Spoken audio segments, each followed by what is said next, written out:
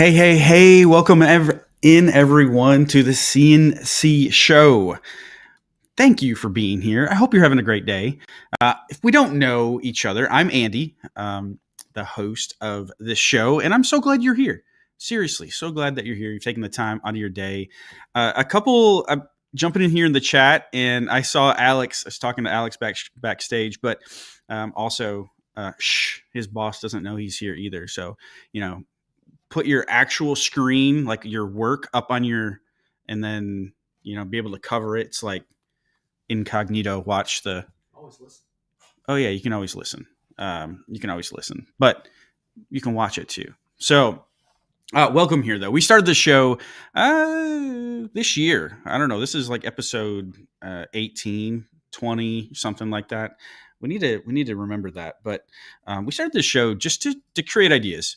To spark ideas, to create community, to share, and but ultimately just to make your CNC time, your CNC hobby, your CNC side hustle more enjoyable and fruitful. So I'm glad you're here.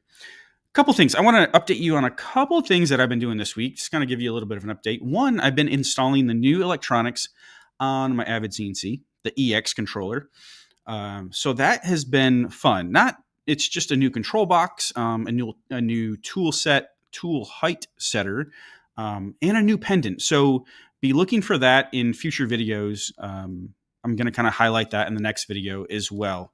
But the really cool thing about this, and the reason for this upgrade, is it paves the path for ATC, so automatic tool changer. I'm looking forward to that. That will maybe be next year. When I get that, we'll see. But the old electronics Mach 4 was the controller, didn't allow that. So we've been upgrading that. We also, and actually it's been confirmed, in 2 weeks, we're going to have Jace from Airweights on the show. So we installed Airweights on our Shapeoko 5 Pro, the 2x2. And getting familiar with that this week. So that work holding system, if you're not familiar with it, I'll be sharing more about it soon. One more thing. We've got a newsletter that goes out. I'm sure a lot of you are on our list, our emailing list, and we share tips and tricks. I've got an email scheduled to come out next week about the 5 things that I learned from the last video that I did. And what I learned running bits at 1,000 inches per minute. That video came out last Sunday. So if you want to be a part of that, if that's something you're interested in, the easiest way right now that we have set up to join that is to download our perfect project checklist, which is also another great resource. It's a workflow. Check the boxes for each time you start a project, and so you can get predictable results every single time in your CNC. It reduces mistakes, broken bits, wasted materials. So there'll be a link, or maybe there already is. Let's see. Miranda dropped it in the chat here, and get signed up for that as well. All right. So today's show is going to be a banger. I'm really excited about our special guest, the Craft Fair King himself. And so we're going to talk a lot about craft fairs and finding our niche and how to sell in this show. We've got some giveaways. Yes, giveaways. We've got more than one. So you're going to want to get entered for that. And as always, some really fun segments coming up. So let me introduce our guest here and get him here on the stage. Enough of me talking. We want to hear from him. So Alex Duffy from Duffey Woodcraft. I think Duffey Woodcraft. I want to say Woodworks, but Duffey Woodcraft is the Craft Fair King. Now, he has a YouTube channel, but he also works a full-time job, and he has a craft fair. I was on his website. We were talking about this backstage. He has a craft fair or multiple shows scheduled every weekend from now until Christmas, basically. Like every single weekend. He does this while having a full-time job, and so much more. So you're not going to want to miss his insights, how he does it, in his journey along the way. He's going to be talking all about it, and I can't wait for that. So, without further ado, help me welcome Alex Duffy from Duffey Wood. Hey guys. All the way from the Pacific Northwest. Why can't I say I can't remember the acronym PNW. Yep. Yeah, yeah. I don't know. It's a weird one off the tongue. It is. It is. I want to say like PNC, but that's like a bank, I think. Yeah, I think so. Welcome in, man. Good to see you. Good to see you too. And hi everybody in the chat. Yeah, yeah. Everybody, welcome in. Alex here. We've got a lot of. We've got a lot of people in here, familiar faces, some not so familiar. Tell everybody a little bit about yourself, or someone that doesn't know you. Yeah. So hey, my name's Alex. I have been doing CNC work for the last about 5 years now. I got started in woodworking during the pandemic, like a lot of makers did, and originally started on a lathe, and quickly found that I needed to start selling things to make money to buy the wood I wanted to spend because my wife was tired of it coming out of our budget. And We've all been there. yeah, we've all been there. Yep. And so started selling some things, and I started making cribbage boards, and I made about 100 cribbage boards by hand using the little Rockler jig. And it was actually one of your videos, one of your earlier videos, talking about repeatability and consistency and how you can speed things up. And it really struck a chord because these cribbage boards would take about 3 hours a piece on the drill press, just up, down, up, down. Yeah. And but they were selling really well. And I was like, man, if I can just speed that up. So I bought my first Next Wave CNC, the small little 1x2, because I was like, I'm just going to be making cribbage boards with it. Yeah. And I pumped those out, and then I quickly just fell in love with CNC work, and I've been doing that since. And then about a year and a half ago, I started my YouTube channel, which is all about intro to CNC, making money with your CNC. And yeah, so it's been a lot of fun, and I've upgraded my CNC since with Next Wave again to one of their to the HD 520, their 2x4 model, and am partnered with them, and just love what I do. It's a lot of fun. That's cool. That's cool. Yeah, that's great, man. We've met a couple times. Yep. Workbench Con in Texas, and we chatted a little bit more every time. And this last time in Texas, we were able to sit down and chat some more. And so, what you're doing is inspiring, and what you're doing is like inspiring the community, because there's a lot of people out there that have a full-time job that are doing this as a side hustle. And, it's a lot of work. Yeah, it is. It is a lot of work. And so I think the things that you share today are actually, I know the things that you're going to share today will be encouraging to many people. So thank you. Cool. Well, welcome in, everyone. I'm seeing familiar faces in the chat. I'm seeing Cody, saw Jace. I've seen, let's see here. Juliana from IDC Woodcraft's in there too, I see. Yep. I see her. Eric's kind of scrolling up. And some new faces too. Stubbs' mom. Not sure if I've seen you before. Welcome in. I think I would remember that one. But I saw Mike Manuel, Jack in the Shop, and so many more. So thank you so much for being here. We got a great show for you. So, and Duck Wood Designs, welcome in. So cool. All right. Well, without, I think that's it for our intro. How about we get into our first segment?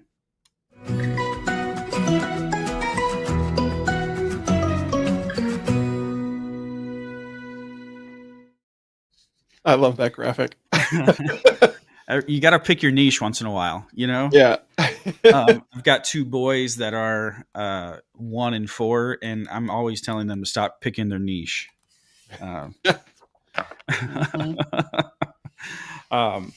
But yeah, so welcome to this segment. We're going to talk about picking niches. We've taken this segment around a little bit and done a couple different things with it, but specifically today, we're going to talk about niches. How to identify a niche, how to find our niche, why it's important to find a niche, um, and what the heck is a niche or a niche. I used to say niche all the time, and then people were saying niche. So, what do you say, niche or niche? So I grew up in the Midwest, so it was niche, and then yeah, I think it's niche is the official way It, to say it. I think it is actually the correct way to say it is niche, but in the Midwest, you're right. And I mean, I grew up in the Midwest as well. It was niche. Hmm. So let us know in the chat. Let's see what they say. Let's see what they say. How do you, okay, let's put number one. Oh, yeah, yeah. Okay, there we go. Jack in the shop. Niche, Neesh, or is it niche, Nitch? Let's see. Let's see.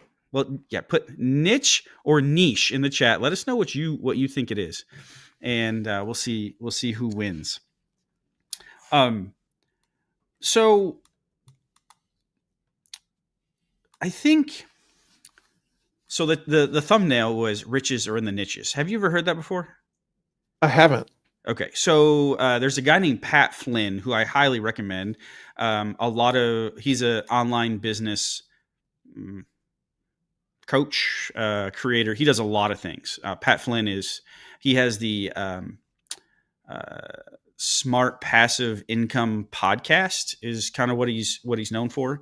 And so this is where the first time I heard this is the riches are in the niches, or I guess if you're saying niches, it would be um, reaches in the niches. But that doesn't make any sense. Excuse me. So um, it really stuck out to me. I probably heard that in like maybe 2018, 2019, and it, I kind of explored it, and it is so true. And the idea, there's another quote that I really like, or saying that I like, is that if you try to appeal to everyone, you'll end up appealing to no one. Hmm. Um, and it's that whole premise of getting lost in the crowd, right? Like, if you look like everyone else, like, and you're just going to blend in.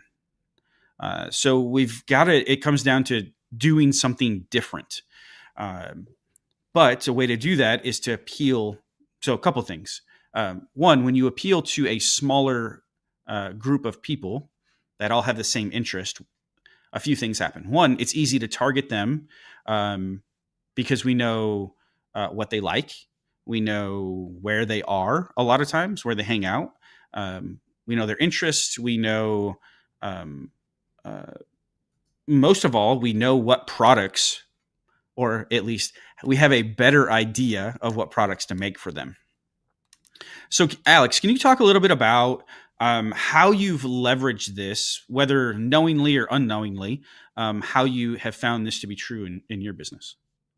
Yeah. So I started just like with game boards, and that's one of my niches. I would say I have three. And game boards was the one because I like the idea of being able to make something that is one, because of my day job on a computer, I get to make something with my hands that I know that's going to last, but also that brings people together. The Yeah. idea of, bringing a family together, having them spend time playing a game or friends and so on, that's really important to me. And so I really like making game boards.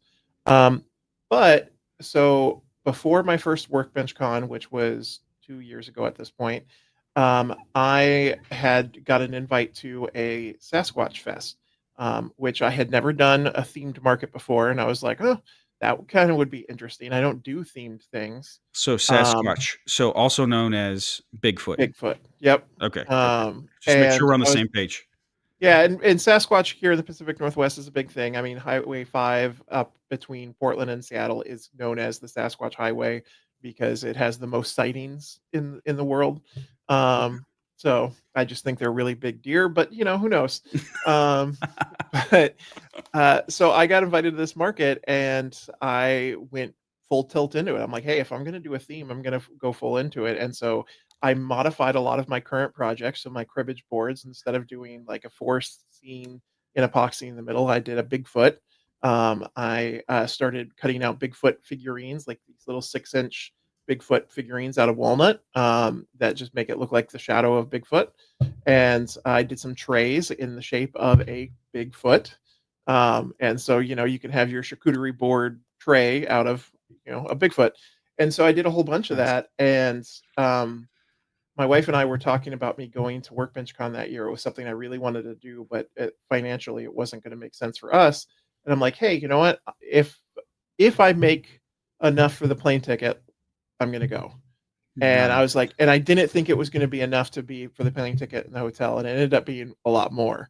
That market was a huge success, and I've been back to that market every year since. I've also done other Sasquatch Fest. There's also McMiniman's UFO Fest that I go to, and so I started leaning hard into the weird stuff, which Portland in our area is called. Or our motto is "Keep Portland Weird." We all are strange people. I'm already a sci-fi guy, as you can see behind me. I've got all the stuff I'm into, and so I kind of just leaned hard into it and started expanding my product line into it, and people were really receptive. And I find too with niches, and this is where I'm going here, is that people, and as your quote says, people when they're in a niche and they have something that they're going to spend money on it. I mean, think of Mhm. Comic-Con. People go to Comic-Con every year because they want to spend money on their heroes, on the things that they like.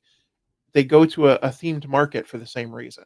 They're there to buy something about Bigfoot, buy something about a UFO. And so um, they are outside of the Christmas holidays, they are my biggest markets, period. And I enjoy going to them. So at this point, it's either Christmas or themed markets, and those are the only ones I do. I love So it. I love yeah. it. What have you found? So we talked a little bit backstage about before this about um, like a craft fair being a niche, right? And I think that's Mhm. a perfect example. Here, I know what you're talking about, like themed markets. Um, but I'm trying to think, like, we'll have like a Christmas market around here, but there's not, we don't have those heavy, okay, maybe. We do have a bourbon festival. Yep, that's a Um, themed. That's a theme one. I'm trying to think, and then of course anything in Kentucky. I'm in Kentucky. Bourbon and horses, right? Like you make things Yeah, with bourbon and horses, and that's kind a of the cowboy built-in. market, something like Yeah.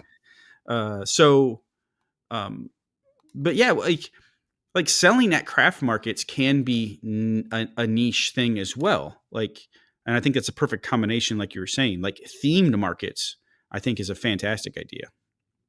Yeah, and craft fairs, as you said, in general, can be. I know a lot of people like they'll do a craft fair a year just to make some money, and then they want to sell mostly on Etsy or their website, which is a great way. And I diversify that way too. I also sell on my website, I sell on Etsy, and so on. But I like markets for a couple of reasons, and why I lean hard into them is one, I know generally I'm going to make money, and I plan on making money at those markets, and I can talk a little bit about how I do that, but.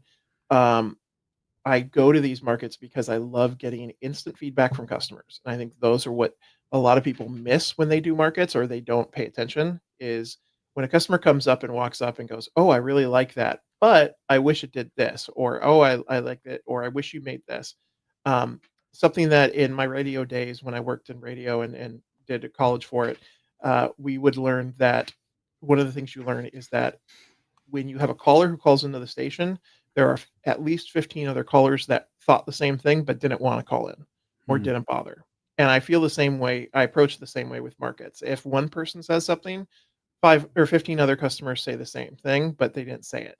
And if you get multiple people saying it, then you're talking about a trend through the market. And so I use these fairs and my niche of the craft fairs to really use them as product development and instant feedback from customers. And it's just great also to have see the excitement on people when they see a product that they like and or something that immediately catches them. My wife and I, she comes with me to these. She talks all the time about it's fun watching people. There are different customers and some like him and Han, they're really interested in it, but they don't know if they're going to do it and so on. But then there are other ones that you watch that walk by the booth, they lock eyes on one thing and it's like, this is the thing I want. They walk Hmm. in, grab it, pay for it, and leave. Like it's super quick transaction, but it immediately caught their eye and they want it. So Yeah. yeah, they're Yeah. fun. You know, another thing I really like about craft markets too. Um, we haven't done, this is the first year we haven't done any. And it's just life. We have two Mhm. young kids, and my wife works full time. I do this more than full time. And so capacity wise, but, um, the thing and honestly, what built a lot of my product business was networking with other makers at these events. I don't know if you found that to be true out where you are, um, but here, like, mm, not every, but most other maker, it didn't matter whether it was a candle maker, it didn't matter whether it was another woodworker or a potter, like I made friendships with those people from those events, and they're like, hey, you really need to go to this event. Yep. Or I would be like, hey, we're thinking about doing this event, have you ever done that before? And they're like, yeah, it was great. Or no, honestly, attendance wasn't very good last year, and I'm not going to do it this year. So like networking like that, is so powerful, because you're sitting at a booth for hours, and hopefully you're super busy, but in the downtime you're chatting with your neighbors. Yep. um, I tell a story where, this was last Christmas. I found myself unknowingly, um, set up next to, an IRS agent, who did pottery on the side. And so, like, they were an accountant, and I was asking them accounting questions. And then later on, they're like, yeah, I work for the IRS. So I don't know if they're undercover looking at me, like trying to get me. Ah, No, IRS, a I'm little good. terrifying. I pay my taxes. Don't come after me. Um, but you just never know who you're going to be set up next to, right? Yeah. And I think that's a strength as well.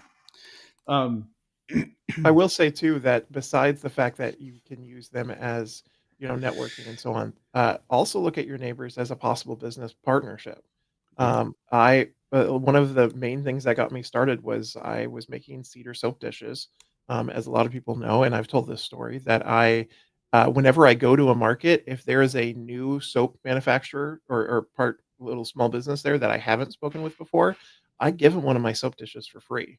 I walk Oh, up, say, "Hey, here's this. Let me know if you're ever interested in doing a wholesale solution." And I've got a lot of business that way from people that want to sell a soap dish because they find it as an easy bundle and an upgrade to their product, but also a lot of the times they're just buying cheap stuff from Temu that doesn't last or doesn't look good and so on, and where a yep. handmade item is so much better.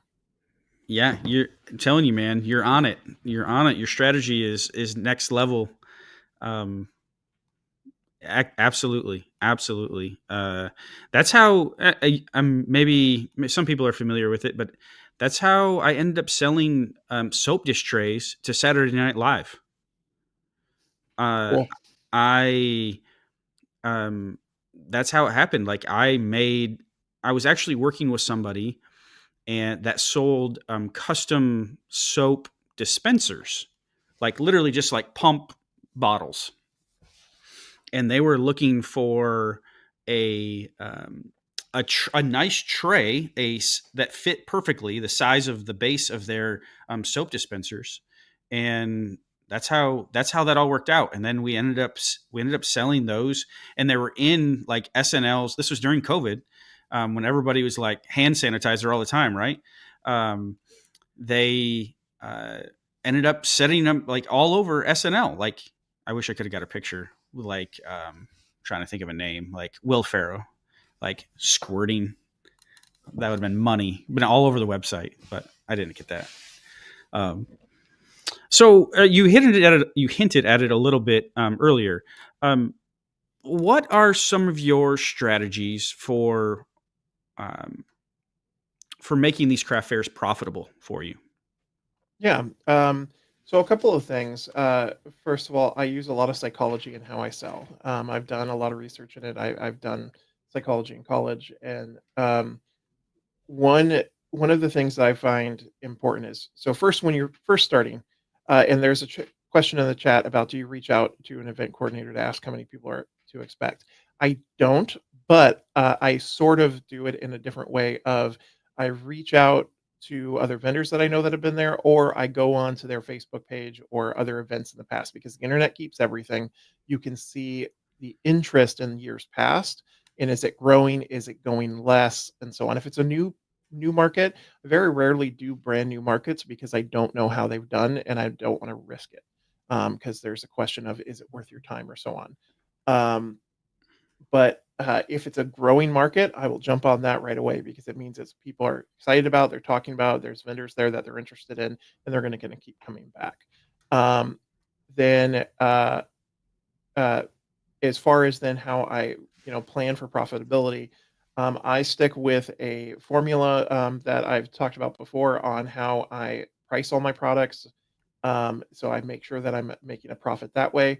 But I also, when I lay things out in the booth, I'm using psychology into it. So, for example, I see a lot of makers that will just put their products out on a table and just leave them flat.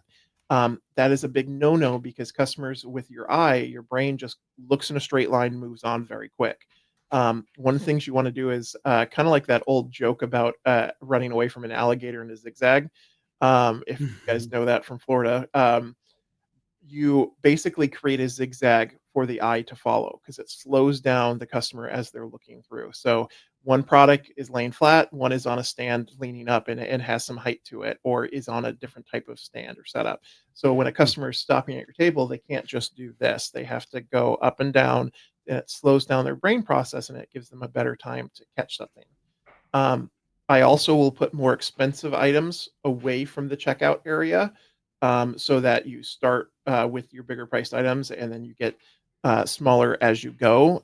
That's really important because as they say, they grab one of those bigger items, say a Chinese checkers board for me, and they're walking to the checkout, they go, "Ooh, a coffee scoop. Ooh, a keychain, and ooh, a bookmark," and they grab some smaller items. It's the exact same thing grocery stores do. They put those Yep. candy bars up at the checkout because they know you'll just grab something really cheap as you're Yeah. walking out. So, Absolutely. um, yeah, so there's a lot of psychology in that. So I plan on that when I do my booth setups. I love it. I love it. One of the things that I would do very similar is I would create one giant item, like almost as like a spectacle that I Mhm. knew and price it ridiculously high. Like the goal wasn't to necessarily sell it. If I sold it, it's fine, but the goal was to attract attention, right? Like when they walk by, they can't miss my booth. Like, Right.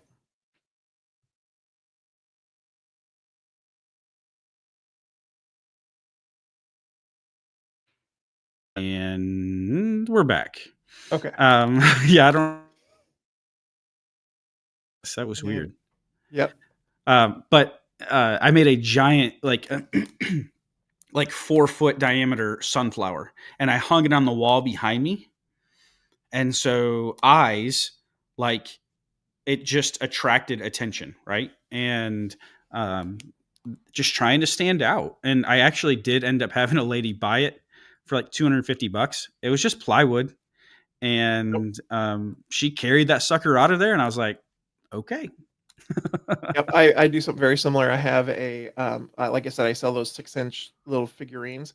I have a 3-foot version of Bigfoot that I do too. It's a mini foot, but Yep. yeah, it's the same thing. It sits on there and it draws people, and they're like, "Oh, look at that!" And then they just, Yeah. move on. One last question for you here in this segment. Pick your niche. Are there any hacks? Like, I know we talked about psychology and stuff like that, but are there any like things that you have figured out that at craft fairs that can just someone could implement really easily? Yeah, I would say a couple of things. One, if you can, I know it's a hassle with taxes, but do credit cards. Get a Square Reader. The Square Readers are free. I know it'll raise your cost a little bit more, but these days, credit card is king. Nobody has cash. Nobody wants to use Venmo. So it really, that is a big one. And so for when you're starting out, I know it takes a little bit more effort to do the tax stuff, but do it. Um, What do you and use then personally for oh, go ahead. that? Like what reader are you using? I use Square. I use their Palm handheld reader. Hmm. So it's not the little Square that comes free. I actually bought the little station that prints out a Okay. receipt too. I like that one because it has a big screen and you can set favorite items on it. So my top 10 products I have on it, so I can just and it auto adds it to the checkout process versus having to type in the price for everything. Nice. Nice. I've used Square as well. I started with that. Um, when we expanded, we actually went to Shopify's POS, Hmm. point of sale. It's a reader, but it's man, I can't. I got a frog in my throat. But anyways, it has the chip reader where like people can insert Yeah. or tap. That one works well as well. So, um, you got any other last minute tips or tricks for? Yeah, just when you're pricing things, price them to the round $5 or $10 mark, if you can. Customers like to see that $5 or $10 mark. It makes it for some reason in our brain, again, psychology, just round numbers are something we all gravitate towards. So if you have something for 7.99, it doesn't really work these days anymore. Just, if you can, price it at 5, or if you have to go up, price it at 10. Nice, nice. One that I thought was really cool. So, uh, this lady was I was vending next to her, and she was a soap maker. Like Hmm. Yeah. a soap maker, and she had two things going for her. One, she had free samples sitting out front of Hmm. her booth, which was fantastic. Just small grab and go, a basket of free samples. um, and then the other thing that she had is she made this soap gingerbread house. Like the art was amazing. It was all That's made out really of cool. soap, but it was really cool. And she did a giveaway. So all you had to do is put your name down and your email address, and you were entered into to win this soap gingerbread house. And it was like a spectacle. Like even I wanted the soap gingerbread house. Like Mhm. I mean, it was really cool. The cool thing about that is she collected email addresses, which Yep. are leads that she can follow up with new product releases. She probably got 100, 200, 300, 400, who knows, 500 people that entered that giveaway. And now she has a way to contact them after the event, which is so powerful. Yes, Yep. absolutely. So good stuff. Good stuff, man. Well, we'll leave that here. I think we did, we picked our niche. Yeah. um, so next we've got a surprise coming up. If you were on the show 2 weeks ago, you saw it happen, but community, it's time for another bird bomb. Okay. Yeah, Alex, your eyes should be big. We don't tell guests this. Um, Oh, but if you were here 2 weeks ago, it was the first time we did it to Cody. And so we're going to raid one of your social media posts, chat. oh no. All right. So I picked one out here. And community, the reason we do this, if you weren't here last time, is we like to show our guests some love for being here, for dropping all this knowledge, for sharing with us. And so we want to support them just like they support us. And so it's time we didn't have a name for it last week. We just call it Chat Raid. But this week it is called, we named it Bird Bomb. And there's actually some gifts coming. We're working on them. Uh, Okay. yes. Yeah. We're taking this next level. Um, so here's what I need you to do. Community, here's what I need you to do. Alex, you just need to sit back and enjoy the show, okay? Um, there will be a link dropped in the chat that will take you to one of Alex's YouTube videos, okay?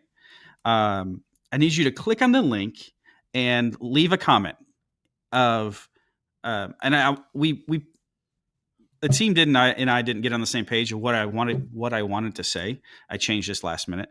But you need to write something or Andy Bird sent me Bird Bomb or something like that. But I really would like you to write an encouraging note, because I think encouragement in this community is super important. Like we're all working in silos together, like separately in our shops, but giving some encouragement. So write something like, "Keep up the good work, Alex. You've been bird bombed." That's what I prefer you write. Okay. So we're gonna put we're going to have a minute here on the clock. And I have the countdown here. I'll tell you when the minute is up. And let's see, we've got almost 100 people in here. So I think we can get at least 50 comments. We need to get at least 50 comments on this right now. And then, of course, people will watch this later. And we're going to blow up this video. So I picked one specifically where you're the craft fair king. And so we got that link in the chat. I can't see the chat right now. So I'm quickly turning off my notifications on my phone. So copy and paste that link. You can't click on it. So just copy. It looks like maybe just post the link so people can easily copy and paste it. And copy and paste that. Go to the chat of that video and write, "Keep up the good work, Alex. You've been bird bombed." We need 50. We need 50 of you to do this. Show your love for Alex. Ready? Okay, we got a minute starting right now. Ready, go.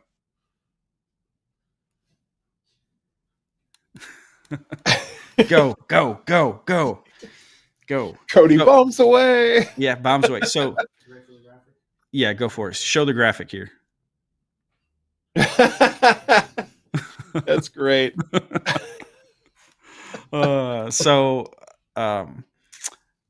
Yeah, I don't want it to be like I pooped on you. Like, that's not what I'm trying to say.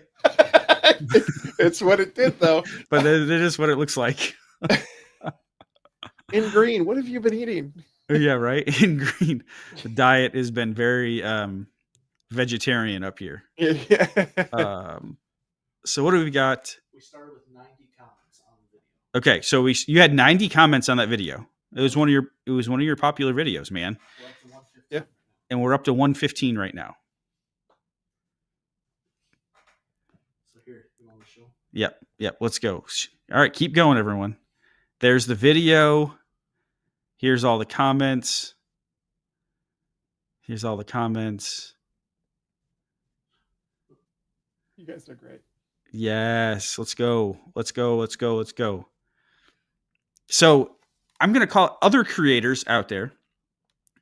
Let's do this. Like, do the same thing. You don't have to bird bomb people, but come up with a special name. But I think it's really cool to show each other support, show up, and just, we're spamming their chat. But it really does mean a lot to people to get, as creators, we need encouragement. And Absolutely. I think it can be a really positive thing. So if there's other creators out there that want to jump on this in the maker community, I encourage you to do it. Let's tag me or tags. Like, let's get it going and be like, just raise everybody up and lift the level of everybody up. I will say, go for this it, man. is something that myself and Alex Adams, we do on our podcast, What You Making. And we shout out makers every week that we find new posts and what they're doing. And we make sure to get them tagged and stuff because we like to, again, this is great. We like to support everybody. We're a community. Yeah, for sure, man. That's awesome. Yeah, there's another one that I did this last week. And then there's I just forgot his name. Clack Shack. Yes. The Clack Shack does like a Clack raid or something like that as well. So that's fantastic, man. Good work, Clack. All right. So what are we at? Do we get 50? Eric is checking right now. 130. 130. We've got 40 comments. All right. I need 10 more of you. Last chance to show Alex some love. Of course, you can do this later, but I think you need to do this right now. And write, "You've been bird bombed." Andy Bird's out here pooping on people.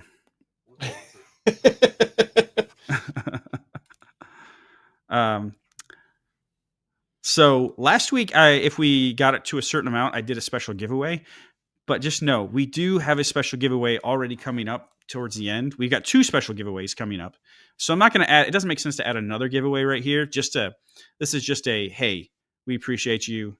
And I love being part of the community. So. Thank you for everyone commenting. All right, 5 seconds for 3, 2, 1. All right, Eric, count how many comments we've got, and we'll let everybody know. It looks like we got 45. 45. We'll have 50 by the end of this. And then typically there's 1,000 or 2,000 people that watch this at the end. So I'm hoping you turn notifications back on your phone, and it just I will. It goes bing, bing, bing, bing, bing, bing, bing. Just keeps going. I think that'd be awesome. Cool. All right. Good job, community. Good work. Let's support each other. All right. So with that, we're ready to head to our next segment.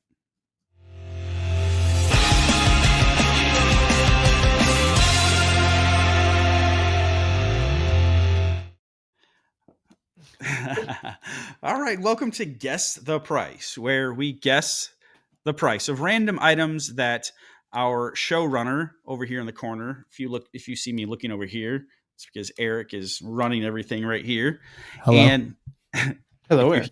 if you hear the voice behind, don't pay attention to the voice behind the curtain. It's the man behind the curtain. Or the man behind the curtain. The voice.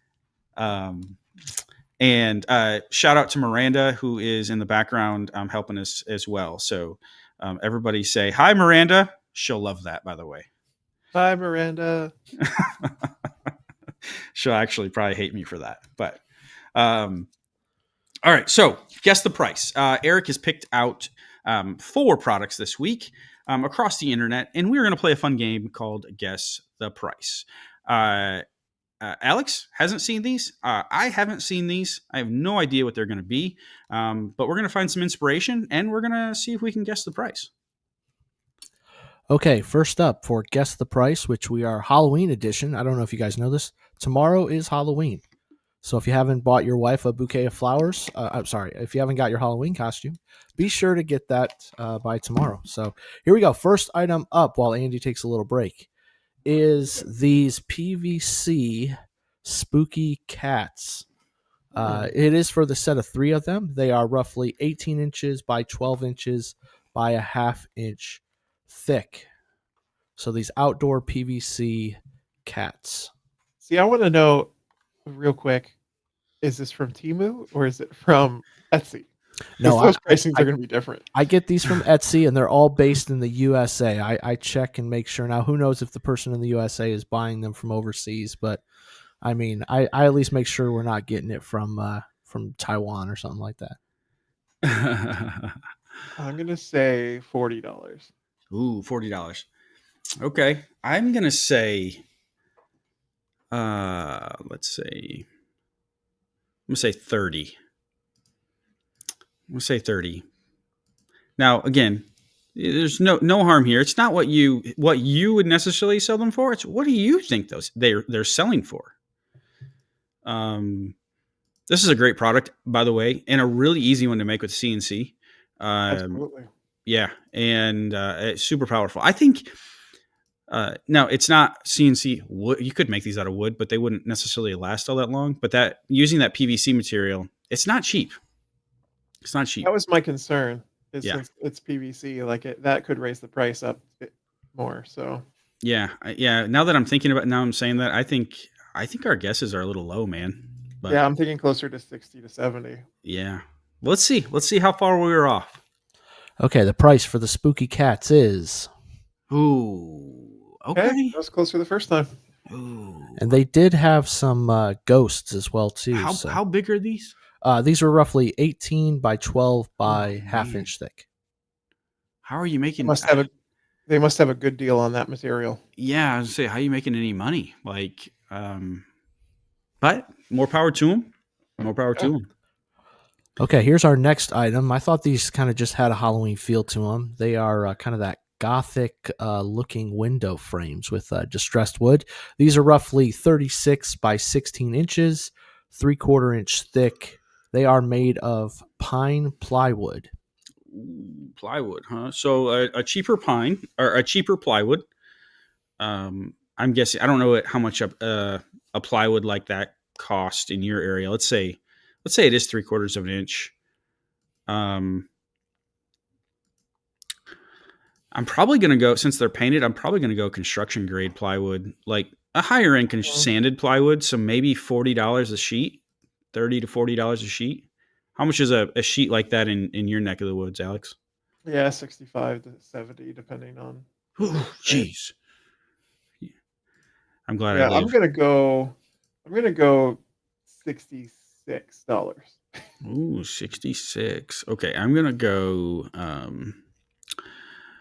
75 For one, or is it for the two? for the two. It is for the set. Ooh, I think he's closer. I'm gonna go 70. Okay. All right. Julianne said 110. I like that. Duck said 150. We got Type A says 75 each. So the other thing is, this would be really quick to cut out on the CNC, but it would take if you're going to paint them, take forever to paint. Mm-hmm. To get that look, right? Like, yeah, you're to me, you're either dry painting, so just a little paint would dry on a brush, or you're sanding back once you've painted. Yeah, that's a good point. Anytime I see all these edges, like these inside edges, it's cringe, because I just know how much work that is. Yeah. All right. Well, what do we think? What is it? Okay, the price for the distressed frame set is $88 for the set. $88. I said 75. What'd you say? 70? 70. Honestly, I think people aren't charging enough, because you also got to think of shipping on top of that. So yeah, I agree. And that's not easy to ship either. No. It's not cheap to ship, at least. Did anybody say 88 in the chat? I think we had an 87. Ooh. 87 from at least. Good job, at least Fish Keeper 50. Yeah. Okay, our next item up, and I know this is done with a laser, but I'm saying, man, you could do these real easy with the CNC. That would look really cool. But these are Halloween headstones, and obviously, guys, you could customize these just all day long. This one is made out of barn wood, obviously, and is roughly 18 inches by 10 inches wide. I'm seeing a good profit margin here. Is that what you're seeing? Yeah. I bet you this is 25.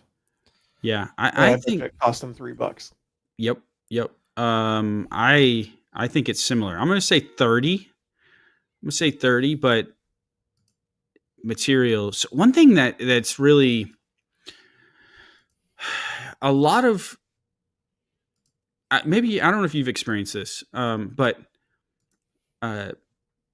material costs can really eat. Like, I have killed products because the product sold fine, but the material costs were so high, and people weren't willing to pay enough. Yeah, so have I. Yeah. Yeah. I will say shop around too. Like, there's if you can, like, my game boxes I make out of alder, and I switched from maple because alder's cheaper, but I also found a supplier that has alder 1x8 boards really inexpensive, and so I only go to the supplier for that one wood because it's wood for the cost. So if you can, shop around. Yeah. So actually, I'll share this. Go ahead, Eric. I'll share a little tip on the next one. Okay, so the going price for these Halloween headstones is $30. Wow. Yeah, that's going to be a great profit margin. $29.99. And man, you could customize these out with people that want to, make them for their neighbor. Nothing better than putting a headstone with your neighbor's name on it, right, in your front yard. Yeah.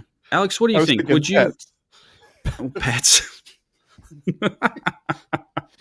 What do you think? Do you think would you try to sell this on Etsy, or would you just sell this locally?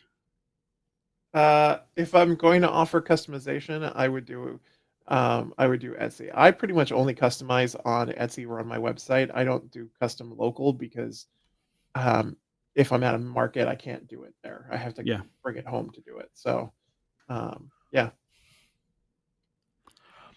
Okay, and then I would do a whole celebrity line, and I think that would be kind of fun. Oh yeah, like Here Lies James Bond or something like. Someone right now, like, okay, there's someone in this that's going to watch this. You need at least one person needs to run with that idea. I know now tomorrow you're kind of run out of time for Halloween decorations, but that is a golden idea. you've got more than enough time to get your setup ready to go For next year. Figure everything out for next year. Yeah. Yep. Now's the perfect time to start. Yeah. And our last item for the show here is this skeleton bath candle. This is a soy wax candle. The bowl there is roughly 6 inches by 3 inches by 2 inches thick. This is sweet. So Eric and I were talking about this one. He didn't tell me what it was, but he told me a little bit about it. So I because it was so cool. So I think this is a great opportunity to take. First of all, what do you think it's for? What do you think this goes for? Let us know in the chat. But just to take a little, it's woodworking. Let's say you made the bowl. Whether you CNC'd it or however you made the bowl, right? This one looks a little like rough cut, like a bread bowl. But let's say you made a bowl on your CNC, and you filled it with wax, made a candle out of it, and then you even went further and you like just put some little decor stuff in there. Like, this is such a cool touch and an idea of mixing mediums together to make something truly unique. Alex, I have a couple candle makers locally that do things like this around Christmas too. Um, I would say this is 45. yeah, I think it's a great price. I think this. I was going to say 50 came to mind. I know that might seem wild for a candle, but I think 50 would go pretty easily. Yeah, these type of candles go around the 40 to 60 range regularly. So without stuff. Yeah, I think this one could go for 60 with the added touch on it. So we've got we've got it all over here. We're 65, 50, 45, 75, 30. I think it's really, really cool. All right, Eric, what is the price? Okay, the price of the skeleton candle is... Oh no. Wow. Oh no. Underpricing. Yeah, you could take your CNC and make some really, really cool bowls to make candles with, and do something really cool with this. Yeah, even if you didn't make this exact one, I think making the premise of making something and then doing something else to it to make it unique, like this. You make the woodworking side of you makes a bowl, and then you go a little bit further, or maybe you hand it off to somebody. Maybe you make blanks for somebody. Another idea is making blanks for candle makers, where they can do the candle part and do the prettiness, the decor part, Yeah, Greg's comment of no way, that's too cheap. That is way too cheap for that bowl. Oh, that is like, I think you're stealing it at that price. Yeah. So one thing I want to say though, that we need to be aware of is Halloween decorations. I don't know if it's exploded where you're at, but year after year, Halloween decorations, like yard decorations, there's someone in my neighborhood that has a Halloween Christmas tree. Mm-hmm. It's a Halloween tree. It's not a Christmas tree. Yeah. And so I say this, you probably can't take me serious with Goofy on my face, but Goofy on my head, but it is Halloween tomorrow.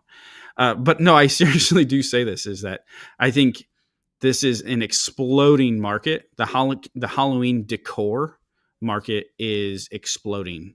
And I've read a couple articles of people saying like corporations and trends and like on the bigger scale things like Walmart and Target, like that it is. I wouldn't be surprised if Halloween decor catches up to Christmas decor in the next 5 years. I agree. I mean, just look at the Spirit Halloween. Their stock prices continuously going up every year. Like, it just tells you the market is growing. Yeah. I would say the number of Halloween lights and Halloween decor has doubled in my area from last year. And Like, there's a lot of unique things that you can do with Halloween too that you can't do with other seasons. And like the headstones there, you could make them. I've seen them made out of foam and then spray yeah, paint the gray, which is really easy on the CNC. that's a great point. Yep. Yep. And then it's really easy to ship too. It's a lot lighter than the wood. Yeah. I've also seen concrete done. There's a maker in the community that just did a whole concrete series with her CNC, which has actually sparked some ideas for me that I'm going to be working on as well. So Sweet. it'll be interesting. So don't sleep on Halloween. Speaking of Halloween, I'm going to take Goofy off. So we're actually going to be.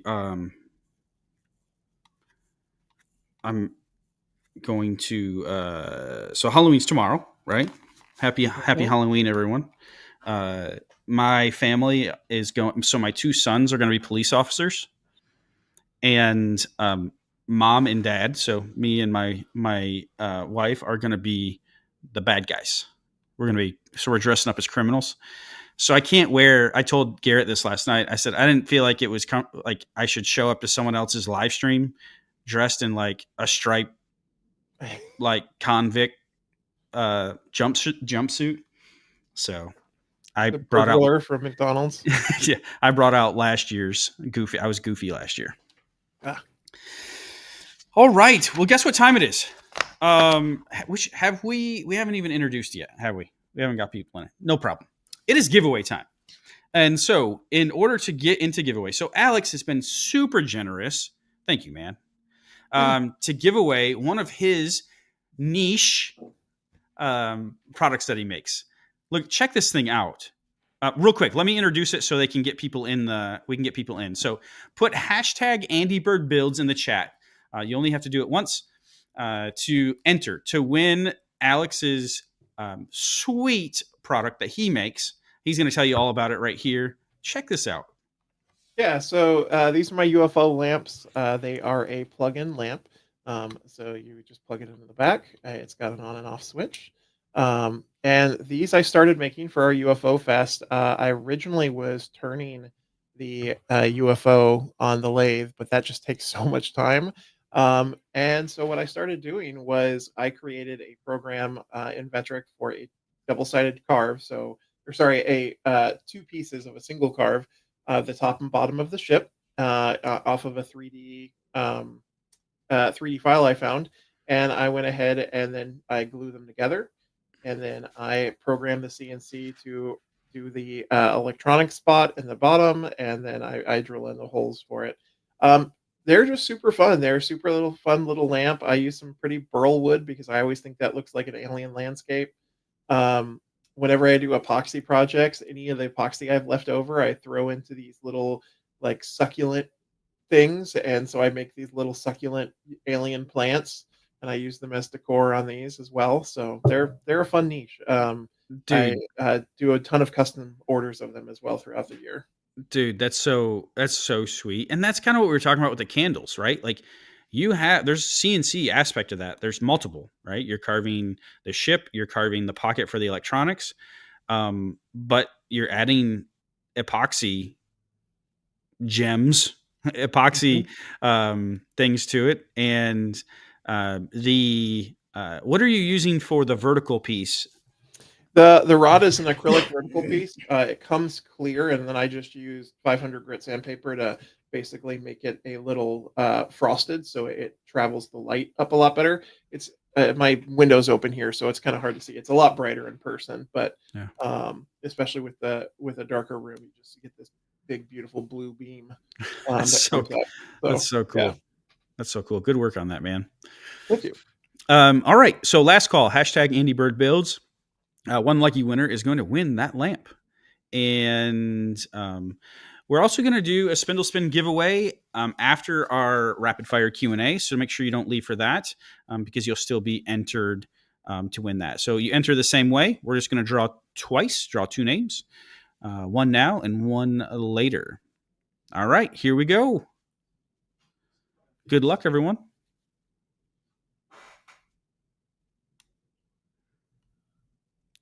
And the winner is Patio Benders. Congratulations. Sweet. Let us know.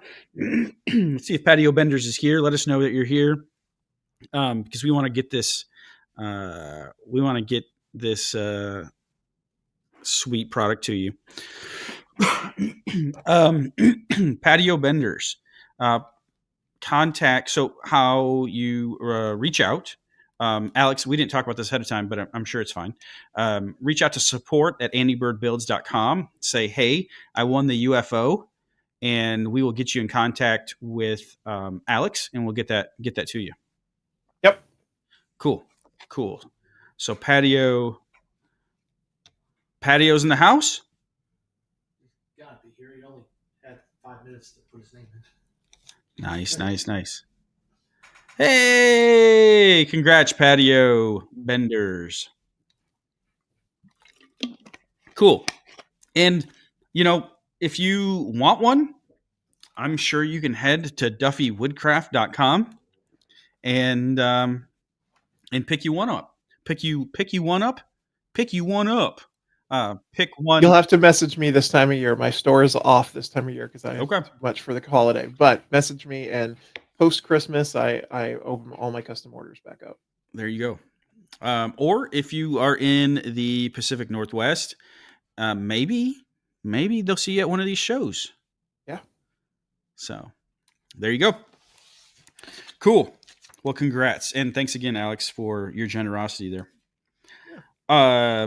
So I think we said it in the chat, but our next segment is coming up, and we'll do our rapid fire questions. So if you have any questions at all for Alex, for me, mainly Alex, because we don't have him on the show, you don't get to talk to him every week, and get them in the chat. And Miranda is in the background queuing them up for us.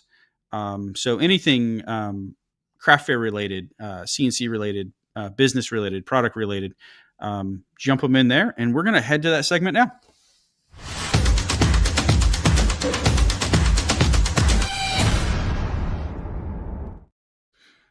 Welcome to Rapid Fire Questions, where we rapidly fire questions at our guests. And how many questions we've got? Where we're at? Okay. All right. We got a good start here, but definitely we'll start working through these, and we've got a little bit of room for a few more. So make sure if you got any questions, make sure you get them in quickly so we can get them answered for you. All right. Hit us with the first one. All right. Wally asked, when doing a market, when you have never done one, what quantities do you make for each product you're going to sell? Good question. I think, especially when you're starting out, it really comes down to what you can afford. Don't go. Start small if you can. Like if you want to do 5 to 10 products of every of every product, that gives you a good starting point to see what products are starting to sell and what aren't, that you might need to make some changes to. But yeah, just do what you can afford. But I would say start small for your first time. And grow from there. My first market, I had like 2 years worth of stuff that I had just been housing in my house. So it was way over. And I've talked about this in my classes too, that it's just way too much on one table. So start small, start with a few products and go from there. Awesome. Arc Roo. How do you speed up work time on a project with a rotary axis? I make chess figures, and 10-minute roughing, 30-minute finishing seems too long for me. Do you have any experience with a fourth axis? No, actually, I want to talk to you talk to him because I actually just got a fourth axis, and I'm just starting to learn it. So I need help there myself. Cool. What I would say is, so I don't have any experience with the fourth axis, like actually using one, other than what I've seen other people do. But a guy that I know can answer your question 100% sure is Kyle over at Learn Your CNC. And you can reach out to him, learnyourcnc.com. He's got a bunch of products, and you can find get in contact. Try to get in contact with him. Send him an email, maybe. But I also know he has a great community too. So that can has a lot more experience in the fourth axis than I do. So Also, if you use Vetric, Kyle just did a class as part of the Vetric user group meeting all about the fourth axis. So if you go to their YouTube channel and look for Kyle, he's there. yeah, great point. All right. Dear YJC, coming from a 3D printing background and wanting to get into the CNC hobby, are there any multi-material projects you've done? How translatable are the skills? Um, well, it's multi-material for me. I mean, I do epoxy inlays and other things with my projects. I'll also use other products like HDPE and some acrylic on the CNC. So there are ways to do multi-material. I have a 3D printer. The only thing I use it for is hose adapters. So I don't do a ton there, but it is definitely coming from a 3D background into the CNC. It's going to be an easy transition for you. A lot of the same concepts are there. Yeah, for sure. I agree. And I think there's a lot of possibility of mixing 3D printing and CNC, like CNC woodworking. I've got a pen holder over on my desk over here. And where the wood is CNC'd, but then there's an insert that's 3D printed that looks really, really classy and snaps into place. So I think there's a lot of potential there to mix the two. Not bored woodworking. How do you analyze and review your fairs after the fact? That's a great question, and it is something I did not do at the beginning, and I definitely do now. And I would recommend everyone doing it from the start. So first of all, I have two methods that I track my sales. I have a piece of paper that I have with all of my products listed, and as something sells, I add a check mark next to it. But then I also have the digital version from my Square checkout. It gives me a report of what sells at the end of it too. Now for cash sales, that's where I rely on the paper because I don't do cash through the Square. But after that, I will take it back in and I throw it into an Excel chart. I keep all of my fairs in an Excel file that basically shows me what is sold at this fair. And I analyze that year over year. Is there a trend that people are gravitating towards, or even throughout the year at a bunch of markets? Am I seeing products start going up as they're selling more at certain markets or down? And then from there, I'll determine what I need to do. So if I see a product that is going down throughout the year, maybe it's time to either figure out a different price level for that. Is there some feedback that I've been getting that I can adjust that product, or is it just time to sunset that product and say goodbye? So, because don't be afraid to stop selling a product. If it's not working, it's just not going to work, and it's going to be sit on your table. So use that space for product that sells. Awesome. 454 Lil Joe asks, are you leaning to smaller and cheaper priced items at your craft fairs? This year I am. So last year, because you got to think about the economy overall. The economy is in a rough state right now. People are hurting, and it's been a year where I have seen the market has trended that people are spending $10 or $20 versus $40 to $50 at my booth. And so I this year have added a lot of $7 to $10 to $20 items. So some smaller games, like I created a pocket cribbage board. That's just a two-sided cribbage that magnets together that fits right in your pocket.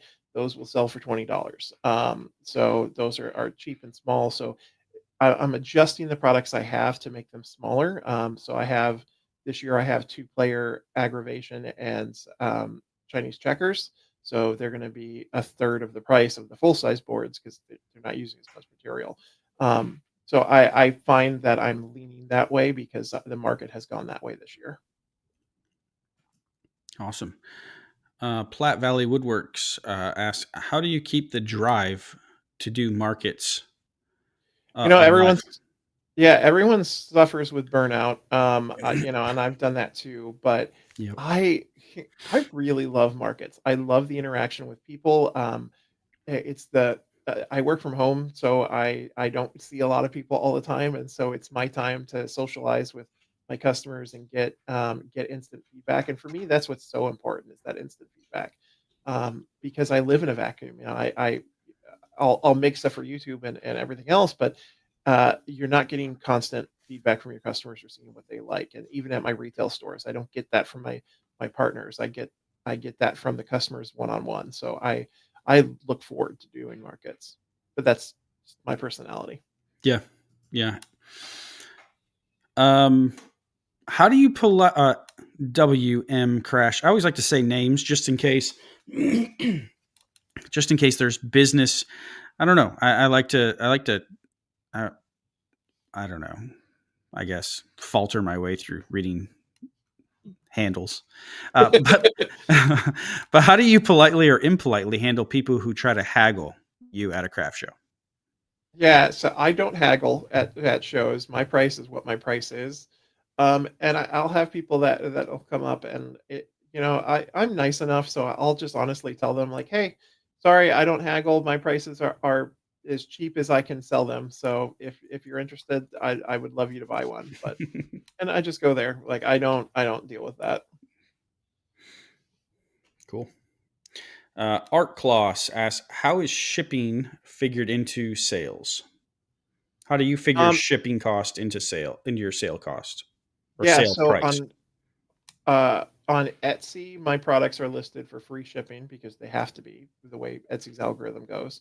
And so I will add 20% of the sale cost to it.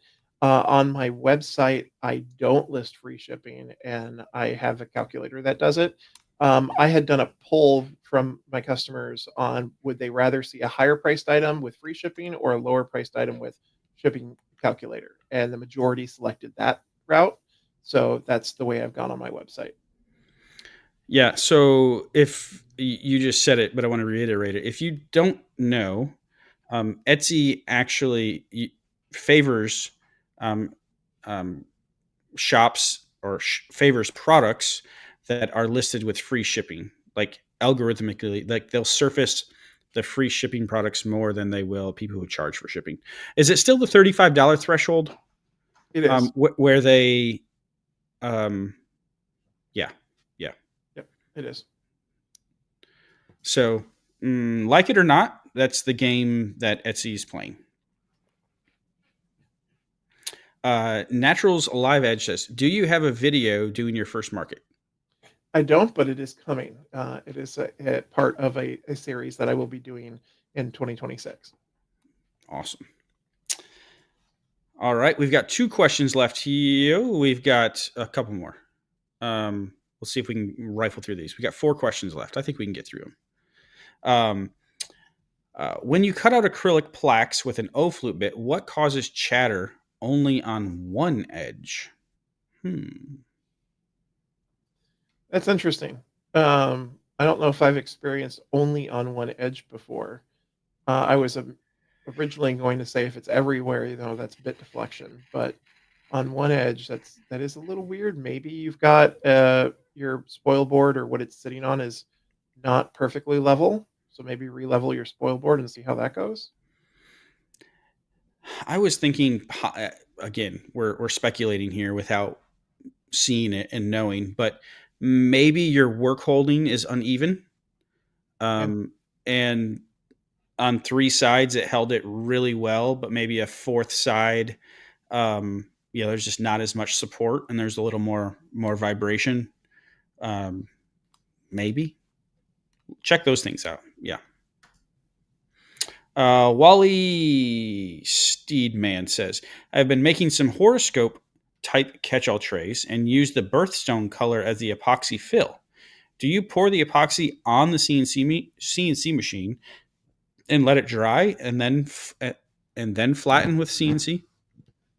No, because I work in production mode, so I'm constantly cutting things out. So, for example, my small little 8-inch cribbage boards, which would be probably similar to that horoscope size, I'll cut everything out on the CNC first, do the V carve for the inlay section, and then I take it off. I'll put the epoxy in, and then I'll go ahead and just run it through my belt sander to sand it down to right level again. So yeah, I don't leave it on the CNC machine because that my machine runs 6 hours a day every day.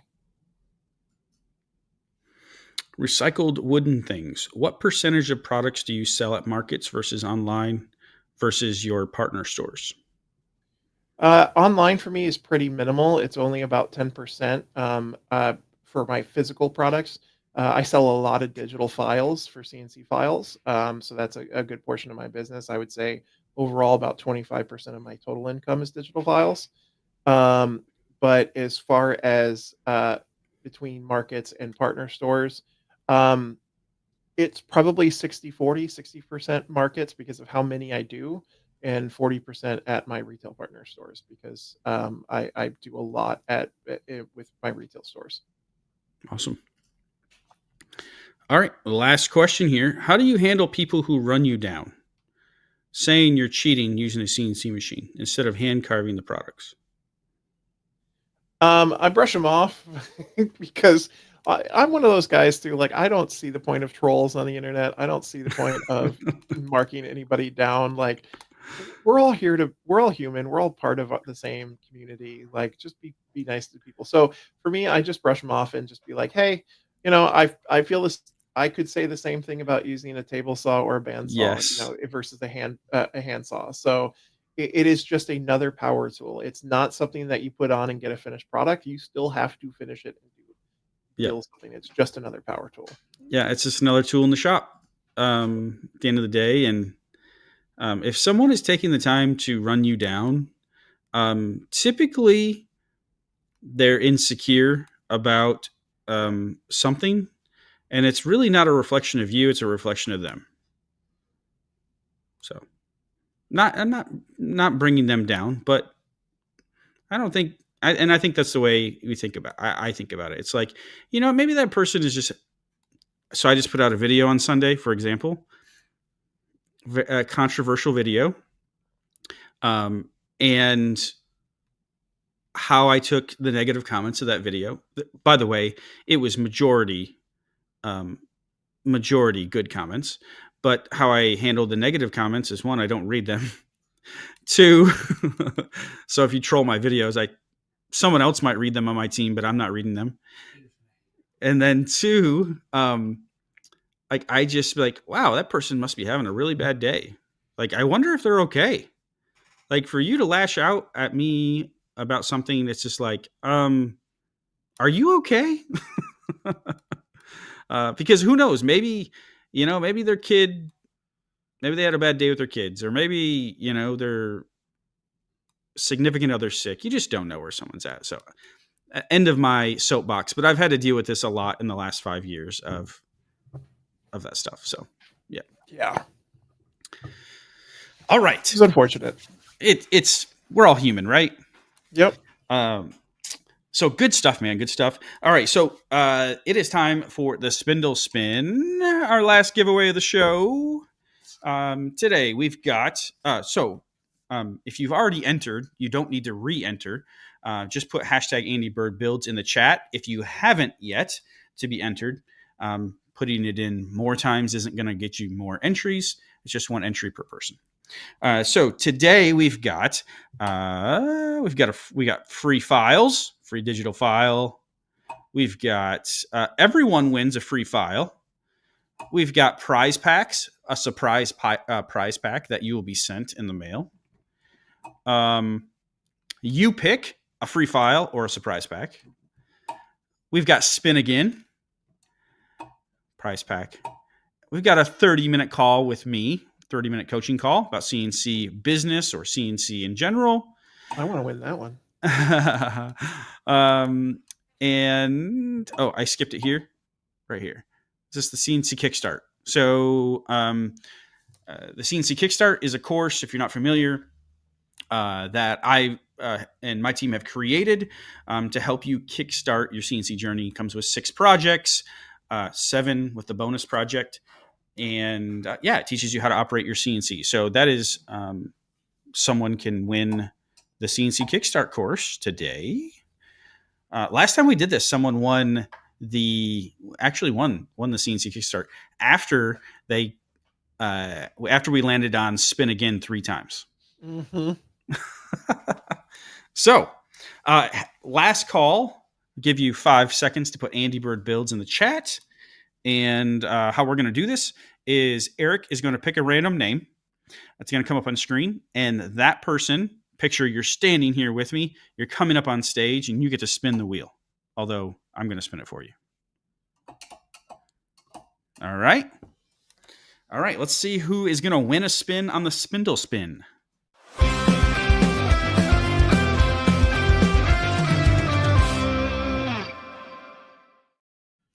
67. All right. All right. You have a 1 in 67 shot at getting your name drawn. Pretty good odds. Pretty good odds.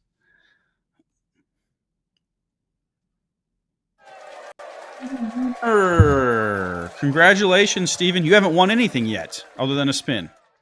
And I used to have a loser on this, but I was like, that's mean. I shouldn't do that. Like someone wins a spin and then the spin is they landed on a loser spot. That's not nice, is it? It's fun, but not nice. That'd be horrible. What? Tell me has to comment here. Oh yeah. Steven, we got Steven, right? Yeah. Yeah, Steven. Steven, let me know that you're here so you can come up on the virtual stage, pretend stage. And there he is. Steven's here. All right, Steven. All right, this is your hand. And let's get that out of here. Good luck, Steven. Let's see what you win.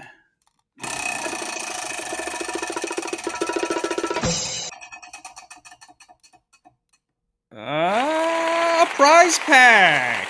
Awesome. Nice. Congratulations, Steven. So prize pack is going to be a goodie bag from Andy Bird Builds World Headquarters. So we need your address. So we'll ship that to you. Reach out to support@andybirdbuilds.com and just say, hey, I won the Spindle Spin prize pack. We'll get the information for you and get it out to you. Thank you, everybody, for entering. Yeah, congrats, Steven. Well, man, what a show. What a show.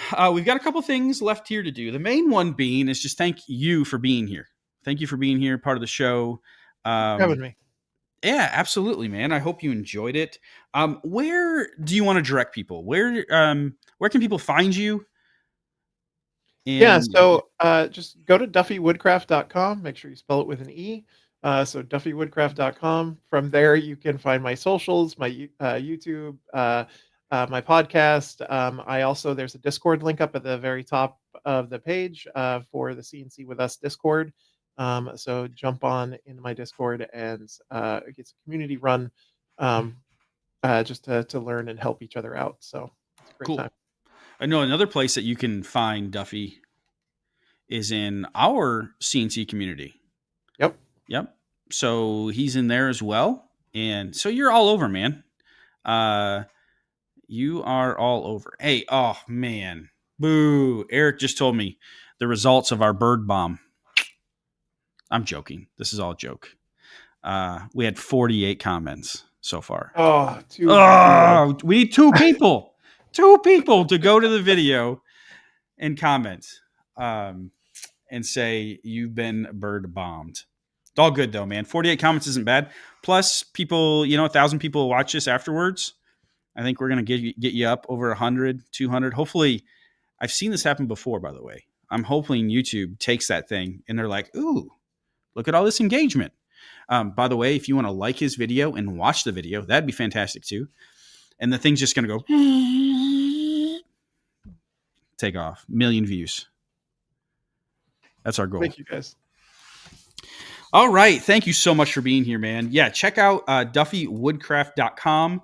All of his stuff is linked there.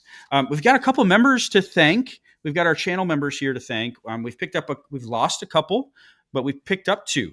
So we're net 0. Net 0. We got 18. We've got 18 special people that are supporting us over, supporting the channel here.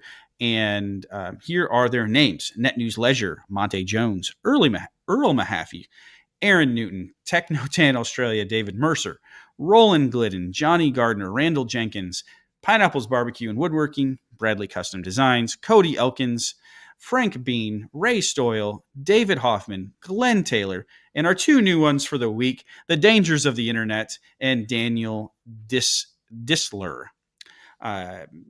So thank you so much for your monthly support. It keeps us going. It's just a way to picture it as a tip jar of enjoying the show.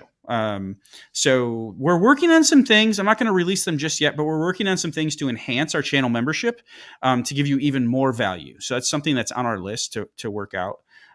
If you want to become a channel member, under the chat, there's a button.